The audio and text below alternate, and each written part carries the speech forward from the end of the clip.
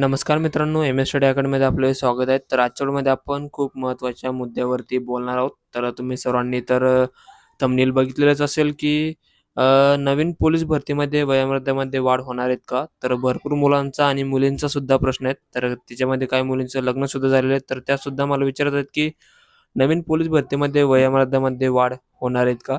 तर याच्या संदर्भात जे आहेत आजच्या व्हिडिओमध्ये मी तुम्हाला सविस्तर माहिती देणार आहेत आणि याच्या संदर्भात काय अपडेट आहेत. तर भरपूर मुलं मुंबईला आणि दुसऱ्या ठिकाणी जे आहेत आवेदन देत आहेत आणि आंदोलनसुद्धा करत आहेत.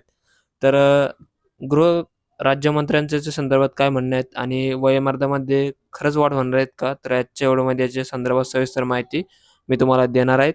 आणि 20,000 पदांची आता येणाऱ्या काळामध्ये जे भरती होणार आहेत आणि त्या अनुषंगाने जे मुलांची मागणी आहेत, की वयोमर्यादेमध्ये वाढ व्हायला पाहिजेत.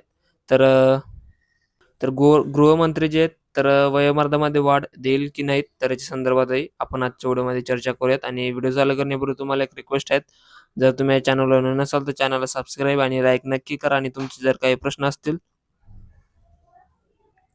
तर मला इथे फॉलो करून तुम्ही या Instagram आयडीवरती नक्कीच तुमचे प्रश्न विचारू शकता. तर चला व्हिडिओ स्टार्ट करूयात.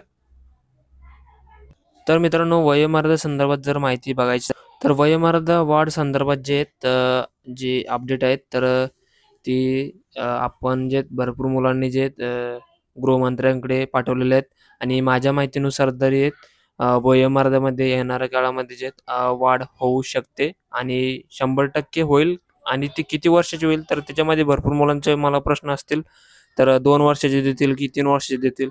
तर याच्या संदर्भात अजून तरी अपडेट अशी काय आलेली नाहीयेत. पण मला असं वाटतंय, तर वयोमर्यादेमध्ये जे वाढ नक्कीच करून मिळेल मुलांना. आणि येणाऱ्या पोलीस भरतीमध्ये 100% जे मुलं आणि मुलींना जे वयोमर्यादेमध्ये वाढ होईल.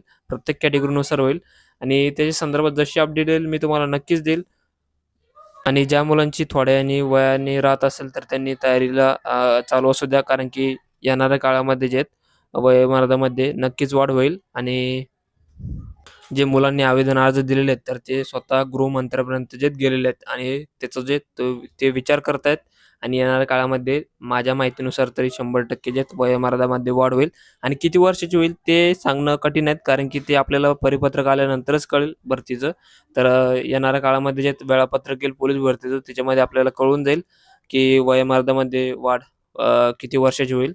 तर त्यानुसार आपण तयारी असणे गरजेचे आहेत. आणि तुम्ही सुद्धा आवेदन अर्ज देत राहा मित्रांनो. तुमच्या जिल्ह्याच्या जोही प्रतिनिधी असेल, तर त्याच्याकडे तुम्ही पोलीस भरतीचे वयोमर्यादा वाढ संदर्भात आवेदन अर्ज देत राहा.